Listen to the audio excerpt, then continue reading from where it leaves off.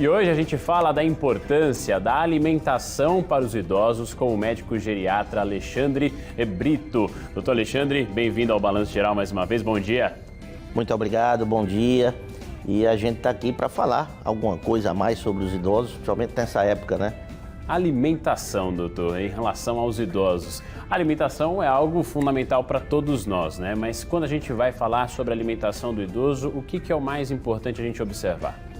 Bom, na verdade, esse contexto que eu trago hoje aqui é da alimentação num sentido mais amplo, não no aspecto somente nutricional, né, de nutrientes, mas o ato de se alimentar, que vai ficando cada vez mais difícil com o processo de envelhecimento e nem sempre é decorrente de um processo patológico, de uma doença que está ali por trás. Então a mensagem também aqui, já vou adiantando, é para dar uma certa tranquilidade aos familiares que a perda da função alimentar em algum estágio do envelhecimento vai acontecer, é um processo fisiológico e a gente vai tentando ajudar com adaptações no cotidiano. E o que causa essa, às vezes, a perda do apetite? O que isso vai interferir na alimentação do idoso? Muito bem, então as alterações fisiológicas que vão dificultando o ato de se alimentar começam desde a boca, né? Então é menos saliva, é uma saliva que vai perdendo muito o seu pH, que é a neutralidade do grau de acidez, e isso vai interferindo no paladar, né? As papilas gustatórias vão se alterando na função, a coordenação motora, o peristaltismo, que é esse movimento, essas contrações musculares, vão ficando em menor número, então a propulsão do próprio alimento para ir para o estômago, para o intestino, vai ficando mais lento, vai tendo tendência a ter refluxo, né? Prisão de ventre, em muitas vezes. Então a gente vai tentando adaptar, orientar, para que até o sofrimento seja menor. Mas uma coisa eu chamo a atenção, é a imobilidade. A gente vai envelhecendo e a tendência é que a gente se movimente menos.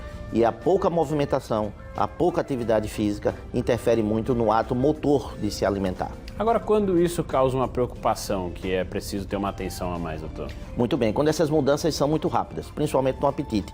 Então a hiporexia, ou até mesmo a gente pode até generalizar com anorexia, que vai acontecendo em idosos mais longevos.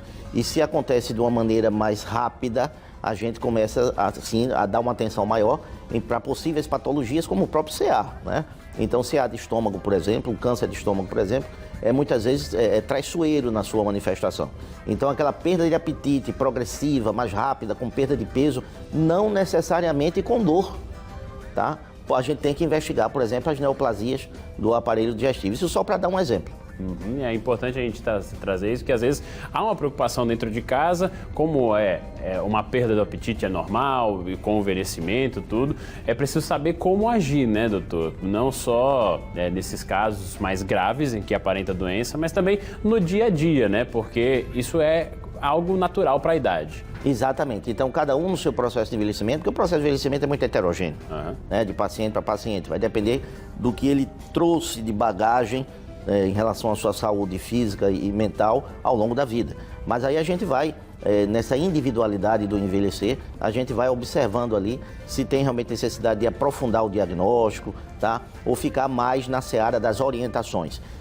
Mais uma vez eu trago aqui a importância da multidisciplinaridade. Então a presença de um fonoaudiólogo para poder ver a dificuldade de deglutição, que a gente chama de disfagia, né? Que é a dificuldade em engolir, né? Resumidamente, para ficar mais claro. A questão da fisioterapia, a questão do aconselhamento nutricional, né? A consistência dos alimentos precisa estar mudando um pouco. Volto a destacar aqui outro fator: não antecipem os familiares, eu peço, não antecipem a mudança do sólido para o pastoso na tentativa de ir facilitando aquela deglutição, aquela questão do cuidado. A gente entende que ali tem um cuidado, a boa intenção. Olha, meu pai, minha mãe só consegue comer se a gente vai fazendo o pastoso ali.